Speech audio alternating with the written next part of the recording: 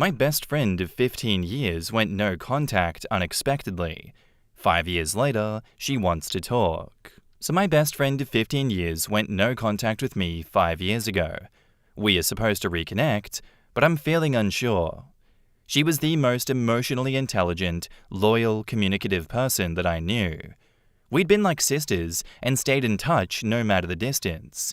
But when I moved far away to pursue my education and she had her babies back to back, she told me that she didn't have time to maintain a long-distance friendship. I told her I understood that her kids and self-care should obviously come first and that we'd pick up where we left off someday. I never dreamed that she would go no contact. To be honest, I'm not sure that she knew at that point either. I stepped back, invested in other friendships, and gave her space. I would call every now and again and text on birthdays and Christmas. She stopped answering the phone and responded to texts every 6 months or so. I couldn't shake the feeling that this was about more than being busy, especially when I saw distant family and friends mention talking on the phone on her Facebook. A year and a half in, I sent her a message asking if I'd done anything that hurt or upset her and that I wanted to make amends if that were the case. She left me on read. I took it as a sign to respect her obvious, if unspoken, boundaries. Reaching out without hearing back also hurt like hell. I couldn't do it anymore. I tried to move on, to not obsess over the reason. I talked about it with friends and in therapy. I also fell into a deep depression, withdrew from my other relationships, and became increasingly self-isolated. I'd clearly hurt and lost the person closest to me, but I didn't know how or why. 5 years passed with no contact. A few months back, I learned that her father died unexpectedly and reached out. We spoke for a while, and she apologized, saying that she'd never meant to let it go on this long. I apologized for anything I'd done to hurt or upset her. She got quiet and said that we could talk about it later. We spoke a little while longer, but once I got off the phone, I became flooded with anger. I let the feelings fade and I gave her space, and then texted a few weeks later to offer support and condolences, but I received crickets. So I gave it another month before messaging and saying that I was up for sorting it out or leaving it be. She said she wanted to chat, but we've been trying to hammer out a time for months now, which is telling. It seems we are both hesitant. Now she wants to talk next week, and I'm not so sure. Part of me wants to cancel because fuck this pain. Hello, avoidance. A small part of me wants to fawn and make it all better. Hello, trauma and anxiety. And every cell in my body wants to protect my broken heart. I tend to be really hard on myself, and given the pedestal that I placed her on, it's not just me, as she's loved by literally everyone, while I am a quirky neurodivergent who is loved, but more of an acquired taste, I've blamed myself, especially in the absence of a reason.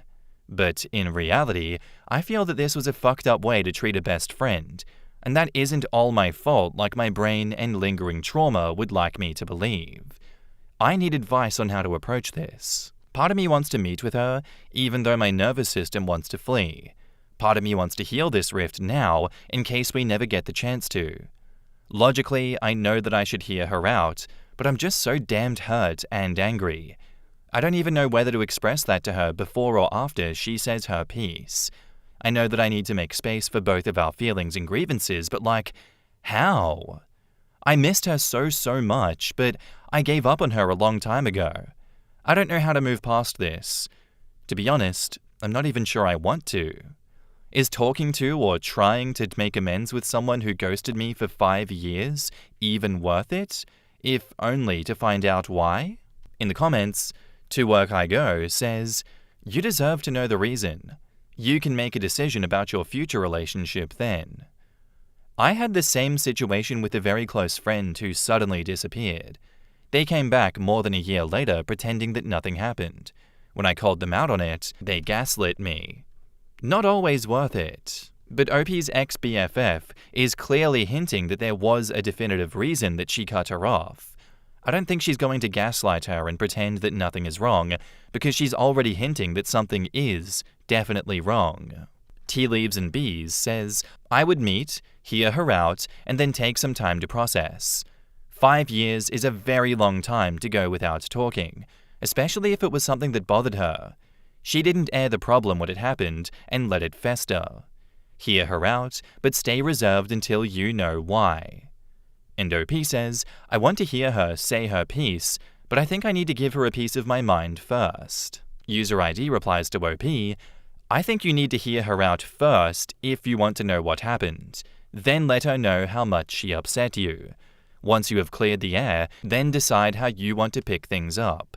When you tell her that she upset you, she may use this as an excuse to stay distant instead of owning her actions. A lot of this sounds rooted in jealousy. You stepped up and moved away to pursue higher education. She stayed in your hometown with 2 young children. The church or her husband, or whoever was in her ear, may have been judging you for that, and she leaned into it to feel better about her own situation. You grew and did well for yourself. Don't forget that. OP replies, when my father died, I used my inheritance to move away, go back to school, and start a new career. She was home with 2 babies, didn't have family support, and struggled to make ends meet. I helped and supported her, and I even gave her a big check when her first child was born. But our situations were very different. I think that you're right. I think that she wished she had the same resources, even though they came at a cost. My dad was rich, but he was also abusive. I guess it really is up to you, OP, if you want to pursue this again, because you got left on red while she was giving her time and energy to so many other people who were then kind of passing that message on and being like, damn, I just talked to her. Interesting that your best friend of 15 years refuses to talk to you. What is going on there? And your community also recognizes that this fucked you up. This caused you to need a lot of therapy to get through this as well. How often do we see people trying to chase emotionally unavailable and unwilling partners to try and change them, when the best remedy for a lot of situations like that is having that chat, seeing where they're at, and seeing if it's worth kind of fixing things. But in this situation, that's not a partner, that's just a best friend that has decided to switch up on you. You have a lot of reason to be angry at her, and you are valid in whatever choice you make, but if she is willing to be apologetic, be genuine, and make up for the mistakes of the past, I think you should at least give her a chance to tell her side of the story and what's going on. Even if it doesn't result in you guys being friends at all, at least there won't be an undertone of resentment going forward. And now, onto the update. Reading your responses has been helpful. Thanks for the reality check. Prior to sharing this, a small part of me hoped that we could be besties again. But now I realize that's not only impossible, but unwise. Whatever her reasoning may have been, I know that I deserved better than to be left on red for years. I am kind, I am receptive, and when I've hurt someone, I listen, apologize, and make amends. I assume that she didn't have the capacity to talk things over, but it doesn't take a lot to say, hey, I'm drowning right now and I love you, but I don't have the time to talk or write. Please don't blame yourself. I'll be in touch someday. But instead, she said nothing. For years. I'm not ready to forgive that, and I know that if we talked, I'd not only forgive her, but would probably end up asking her to forgive me. Like many women, I say sorry too often. Yes, I am working on boundaries. More on that below. So the update is this. I messaged her saying that not knowing why she cut off contact had been very difficult, that she had hurt me deeply, and that while my first instinct after her father died had been to support her, I just wasn't ready to be in touch again. I'm guessing that some of you are groaning or cursing at me right now. Most of you really wanted to know why. At first, I did too, but this situation is fresh for you. I've been sitting with it for years. To me, her reasoning is less important than the pain that she caused and could easily cause again. Sharing this helped me realize that I'd rather continue to enjoy the happiness that I've found without her than to risk it by chasing her down and forcing a conversation that neither of us seem eager to have. Chasing unavailable people is a habit that her disappearance helped me break. I caught myself regressing when she kept leaving me on red and I kept messaging her anyway. That was a mistake on my part, one that left me feeling really shitty. I won't do that again. So, now what? Now, I keep doing the good work in therapy to process this hurt and anger, and dig into whether I'm willing to risk more pain to give her the chance to explain herself. If and when I do get back in touch, I'll consider whether mutual effort is being made. What I won't do now or ever is chase down someone who ghosted me just to find out why. The why is less important than the what, because what happened was incredibly painful and not an experience that I care to repeat. Impact over intent, always. If we ever reconnect, I'll probably share it here. But until then, thanks for listening, and to anyone facing a similar dilemma, if it's not an enthusiastic yes, it's a no. That applies to consent, to all parties in friendships and relationships, and to how our bodies respond in situations like these. Mine had been saying hard pass for a while now. I'm glad I finally listened. In the comments, Tabby Fox Hollow says, "Honestly, I think it's the right move. What is there left to say? You've moved on. That's the real closure." Absolutely. Whatever there was to say could have been said 5 years ago, but she chose to inflict maximum pain on OP for whatever, unimportant at this point, reason. There is no forgiving that. There is no understanding that. If OP would not treat ex-friend in that manner, then she should not accept excuses for why ex-friend inflicted that on her. Move on and continue with therapy and a good life. Angry Romance Girl says, "I had a friend of 30 years who did the same to me. Refused to come to my wedding even when I offered to pay for everything. Her flight, her hotel, etc. She ghosted me soon after, and for a while, it broke my heart. But time does its thing, and I can assure you that the reason no longer matters. So I know you're doing the right thing by not pursuing an answer. I'm sure that if you managed to get a reason out of her, that she would just use it to justify her bad behavior. You sound like a good friend, and you deserve better than that." That's completely fair. I accept and agree with all of the reasons that these comments have also given. I'm just of the mind that there is the potential for an honest conversation where she doesn't try to spin it in her favor, however unlikely that may be. Where you don't end up as friends, but you apologize for the hurt caused, and move on with your lives without having to reconnect to that level ever again. Am I jaded in believing that, there can be some good in the world in which that can occur?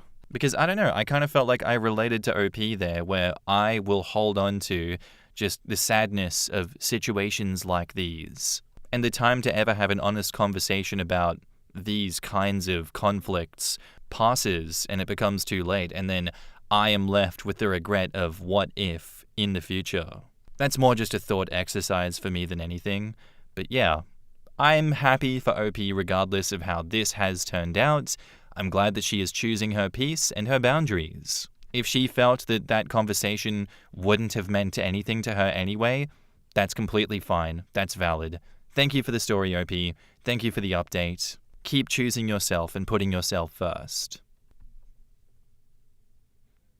Our next post is by user WorthConnection3178, and it's titled, "Am I the asshole here for telling my husband's best friend he let himself go after he wouldn't stop teasing me about my crush on him in high school?" So I met my husband in high school, back when I didn't think much of myself. We had a biology class together and sat next to each other. I thought he was cute, but I didn't pay much attention to him until I found out he was close friends with a guy that I had a crush on, who I will call Jared. After that, I started talking to my husband more, and because he's genuinely kind, he welcomed it. Eventually, we became close enough to hang out outside of class, and through him, I got to know Jared and the rest of their friend group. I tried for a long time to get Jared's attention, but he never showed any interest. When he got a girlfriend, I was crushed. My husband comforted me and told me that I was beautiful and that Jared just did not see it. Not long after, my husband confessed his feelings. Being a stupid teenage girl, I agreed to date him even though I still had leftover feelings for Jared, mostly because I wanted to feel wanted. But after a few months, Jared became single again, and I realized I didn't care the way that I once did. That's when I knew that I truly loved my husband, and only my husband. Years passed, and Jared went through a few relationships. His last breakup hit him hard. Sadly, his girlfriend cheated, and he, when that happened, started coming over a lot to vent. Over time, he changed from the confident and attractive guy that I once liked to someone more withdrawn, chubbier, and honestly not taking good care of himself. That's when the teasing about high school started. At first, it was just him complaining about how he used to look, but then he kept bringing up how obsessed I was with him. I ignored it because I figured that he was just reminiscing on his old days, but it didn't stop. Yesterday night, he came over again and went on the same rant about how popular he used to be. Then he threw in another comment about how I was so in love with him back then, and even added, "I knew that you liked me, but you weren't someone that I'd even consider being with in high school.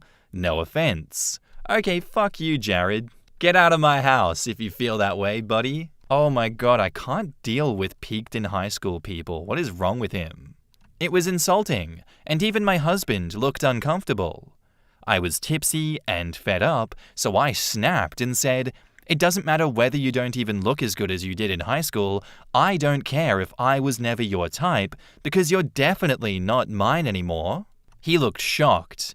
My husband gasped, and I immediately felt overwhelmed and apologized. Jared got up to leave, but he was too drunk to drive, so my husband took him to our guest room while I stayed downstairs in shock. We barely spoke for the rest of the night. The next morning, Jared left, and my husband finally talked to me. He understands why I was upset, but he thinks that it was wrong to say something so harsh when Jared is clearly depressed and struggling with his weight. Maybe Jared should get some genuine help instead of trauma dumping constantly. I get that, but I'm still angry that Jared kept pushing the same hurtful comments over and over. It feels like he's bragging about how I used to like him, and it rubs me the wrong way. So Reddit, be honest but not brutal. Am I the asshole? Side note, yes, this is real, yes, this is a throwaway account, and yes, I know it's random to be writing this at 2 a.m., but I'm very conflicted at the moment. In the comments, Kaiser says, "Not the asshole. He's been dumped and is feeling low because his ex cheated. That's a big blow. So his solution to that is to jump on a memory of a high school crush that you had on him and dry hump it to death to build himself back up. Not the asshole, but he and your husband are. What did your husband say every time his friend made these comments? Dry hump it to death is the perfect description. Not the asshole." OP says, "Lol, I laughed pretty hard at that one." OP also says, "He would honestly just laugh it off and try to change the subject. My husband is very non-confrontational, but I can always tell when he's uncomfortable, and each time Jared talked about high school, my husband was very clearly uncomfortable." I truly don't believe my husband meant to be dismissive about it. I just think he gets nervous when the possibility of friend drama arises. Fantastic Quarter replies, "Your husband being non-confrontational is a cop-out. He keeps inviting this man into your home and then sits back and watches him demean and belittle you. Why would this guy stop when the man who is supposed to love and protect you literally does nothing? And then when you, because your husband is a coward, finally say something, he gets upset with you for being too harsh? Seriously." Okay guys, for once I'm gonna agree with the comments, okay? I know it's a hot take. But seriously. Yeah. I mean, OP's probably not seeing the forest for the trees in this situation where she has kind of normalized her husband's non-reaction to the disrespect.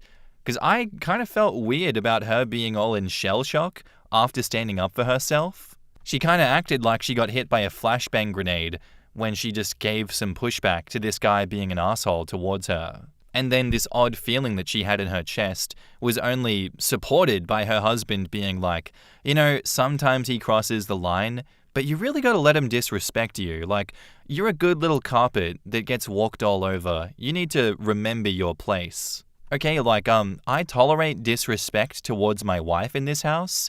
I have a cuck chair in the corner, and that is what gets me off. I don't know, those are the kind of vibes that I'm getting from the husband in this story.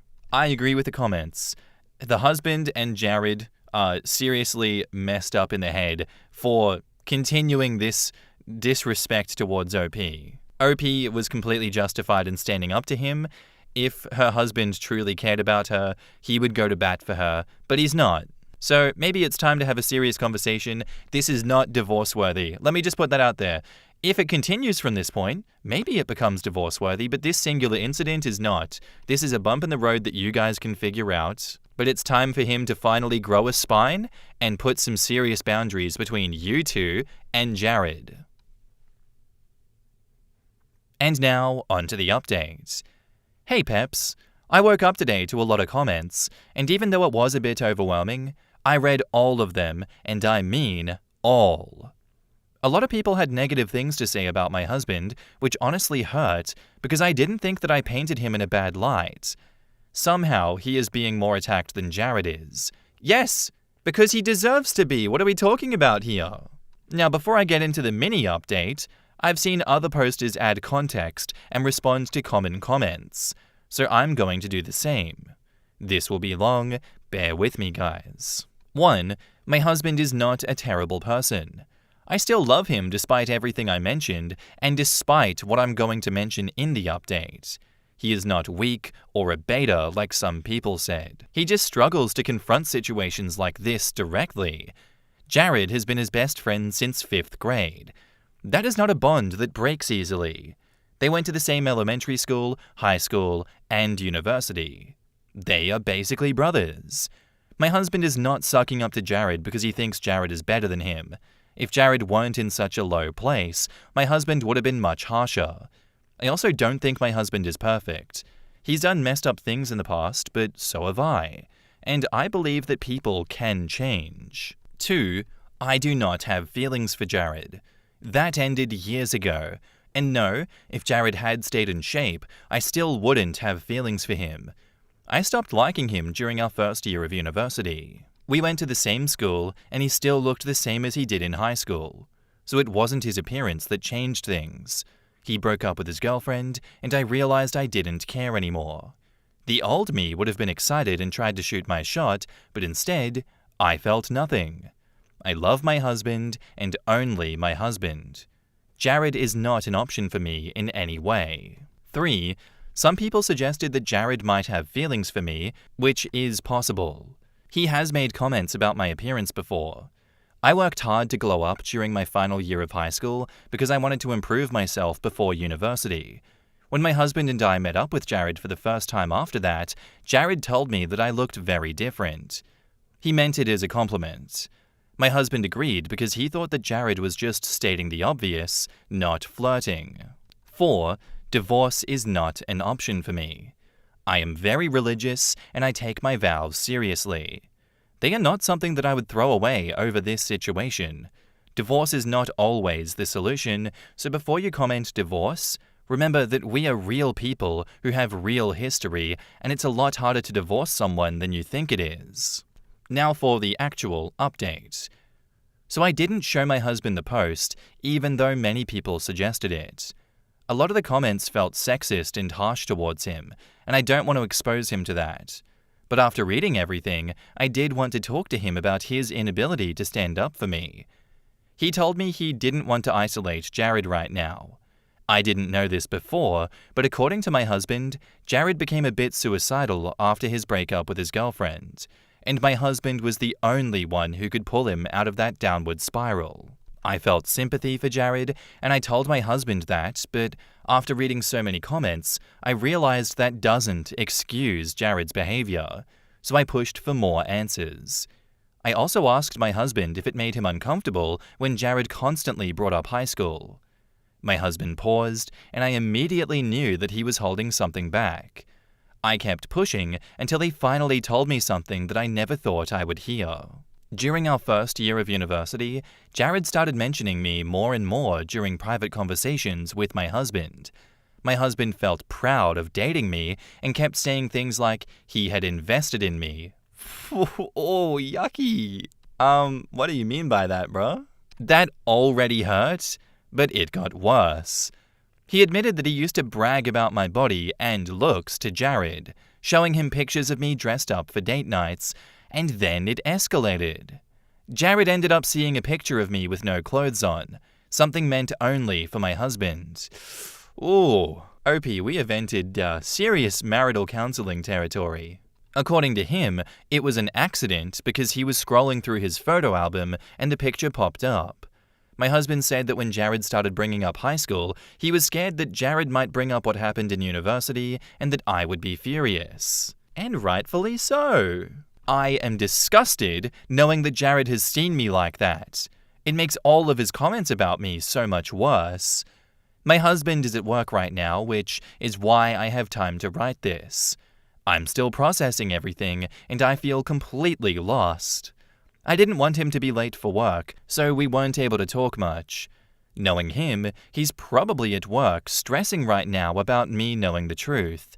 If it really was an accident, I feel like I can't be completely mad, but it still feels awful knowing that my photos were shown without my consent. I feel betrayed, even if I don't think my husband meant for that picture to be seen. I'm still angry that he bragged about me like I was some new sports car that he got a great deal on. I know this is going to make a lot of people hate him even more, but I genuinely don't think he intended for any of this to happen. I know that this isn't the update that most people expected. I still need to talk to my husband when he gets back from work, and I'm hoping that I can invite Jared over later today for a conversation. I will try to update as soon as I can, because I hate when updates take so long. I appreciate all the comments that were respectful toward me and my husband, but I do understand the outrage. Thanks for reading this long update, and thank you to everyone who commented on the original post. In the comments, Ambitious Seesaw says, 1. Please stop saying he doesn't like confrontation, as that's not true. He's 100% okay with confrontation. If he can tell you that you were too harsh, he can tell Jared to knock it off. 2. Your husband is the one not taking his vows seriously. He promised to put you above all others and let no one come between. He is not doing that. He put Jared before you, and that is unacceptable. Call him to the floor for that behavior. I invested in her is so very gross. I don't think I could forget the sting of that one. Not only that, but until now, Opie is defending her shitty husband. It seems that all the comments before were right for pointing to him. Hopefully, Opie's gonna have some big brain moment and think about this whole situation if she has courage enough. Opie, I think you have to realize in situations like this that a lot of these conflicts kind of have some pattern recognition that people pick up on. And the reason that they point to your husband is because it's almost always the person in his shoes that is enabling and exacerbating the conditions of the situation, and it is therefore their fault. That is why you come down on them so hard, because look, your update just proved that. It just proved that he is not to be trusted, that he hates you. Let's be honest. If he truly loved you, if he truly was committed and devoted to you, he wouldn't have shown all of those pictures to Jared, especially nudes of you to Jared. A nude of you, whether it was an accident or not, that wouldn't have happened if he was serious about you. And he would have told you about it. He would have told you about this and come clean. I accidentally showed you this while doing something fucked up. But no, he's held on to it until now because he was scared that something he knows he should have talked about would have likely come up through Jared's depressed, suicidal, angry, whatever stupid lips he has on his face. I feel like, OP, you are not angry enough about this situation. You do not have enough righteous indignation towards your husband that you should have, because this is a betrayal of the highest order. And if you truly do not believe in divorce, then you need to bar Jared from your life and drag your husband to marital counseling to put some serious work into your connection with him. Otherwise, I don't see this ending well for you at all. Take it from a lot of other people's experiences with situations like this. Jared and him are far too enmeshed. They're far too comfortable with their extremely messed up behavior that they've been exhibiting. And you need to put a stop to this if you want to continue having a healthy relationship with your husband. Thanks for the story. Thank you for the update. Good luck with him. I'm glad I'm not married to someone like your husband. Jesus Christ. Anyway, guys, that's all I have for you today. I do hope you enjoyed the episode. If you did, let me know what you thought about it in the comments down below, and I'll see you in the next one. Bye.